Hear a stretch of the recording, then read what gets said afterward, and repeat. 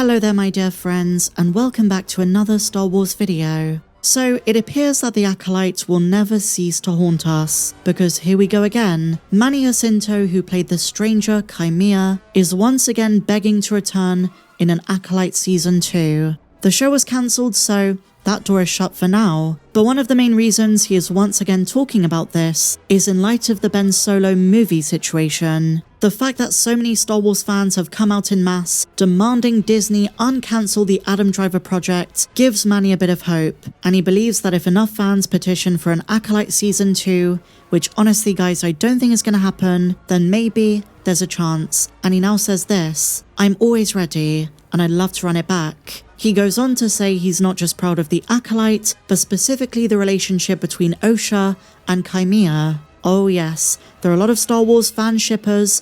I'm not one of them, just for the record, but there are many fans who wanted to see more of that relationship. And it seems like one of the biggest advocates for what we call Osha Mia is Manny himself. And one of the main reasons that he says this is he doesn't think Star Wars has enough romance in it. Every single time I hear this criticism, whether it's from an actor or a Star Wars fan alike, I'm always a bit baffled. I think Star Wars has just enough. I don't think it should dominate the brand in the way some fans do, but between the on-screen content, the expanded universe and even canon novels, I think there is just enough romance. But Manny says this: "I feel like with a lot of the franchises that we enjoy, it's missing the romance. It's missing a lot of love and relationships. We have the big fight scenes and the origin stories of these characters, but they don't really have a relationship with other people. And that's why I love the Osha and Qimir relationship," he says. And then he finishes by saying that's what made the story of the Acolyte and its characters more compelling. Now, there is so much to break down in what he said. I vehemently disagree with him. Not only is Star Wars full of romance, it's full of different interpersonal relationships, friendships, found family, masters and apprentices, enemies to best friends, enemies to lovers, forbidden romance. I know Manny's a Star Wars fan, so I'm not going to say he's not seen any Star Wars, what is he talking about? I'm just shocked at his take. He is right in saying there are plenty of modern franchises where this is the case, but Star Wars is not one of them, and Lucasfilm just announced a literal romance novel. And I suppose what's even more bizarre to me is he's saying this about The Acolyte, a show that is supposedly inspired by the prequel trilogy. If you're talking about episodes 1 to 3, one of the main relationships that George Lucas forged was Anakin and Padme. Their forbidden love is what drives the emotional core of the prequel trilogy. And it's been stated time and again, if you look at a movie like Attack of the Clones, the entire thing is basically a tragic romance. And episode 3, Revenge of the Sith, hinges on Anakin's fear of losing Padme. If you're talking about the original trilogy, Han and Leia. And if you want to turn to the expanded universe, there are tons of novels where romance is the central genre. For instance, the courtship of Princess Leia. Even in books like Tatooine Ghost, there is a strong love story.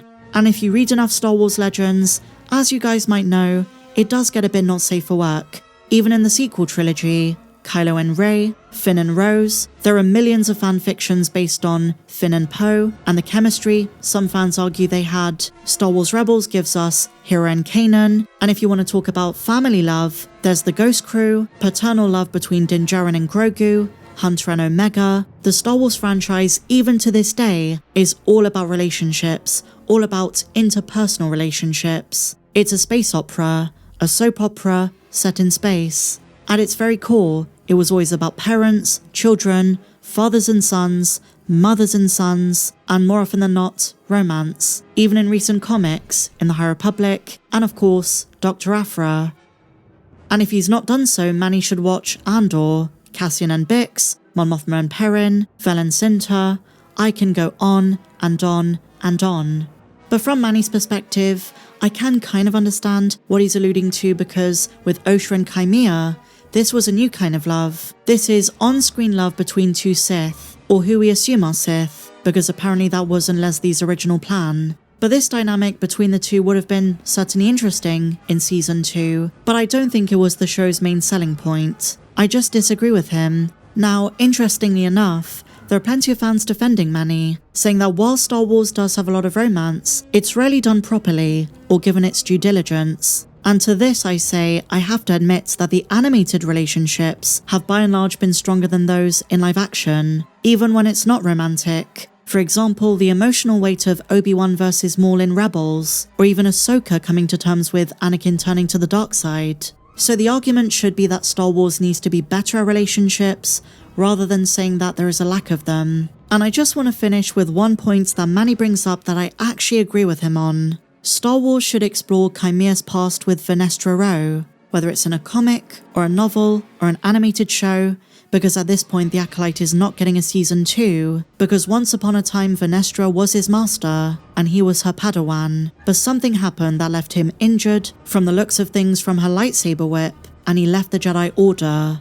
And now Jacinto reveals there were plans for that in the original script for season 2. He said this: "There were some other things we were exploring for a possible season 2 that of course didn't come to fruition, but I would have loved to explore, obviously the relationship with Osha, but also Qimir's relationship to Vern, and seeing what that dynamic was like. And if I were to wager a guess, considering the Acolyte does not portray the Jedi in the best light, I think Vern may have been abusive to her Padawan, and I think showing that on screen would have been very damning."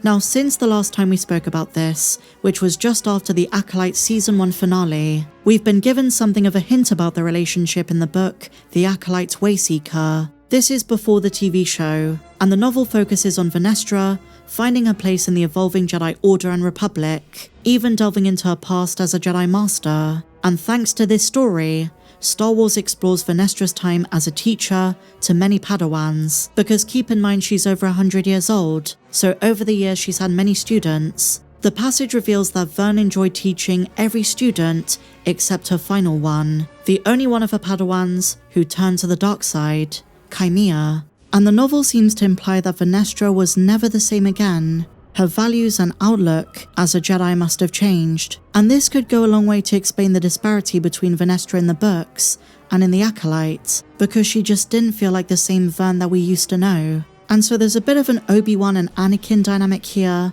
and I have to say, despite my many criticisms of The Acolyte, as a concept, I wouldn't mind seeing something with these two characters' pasts.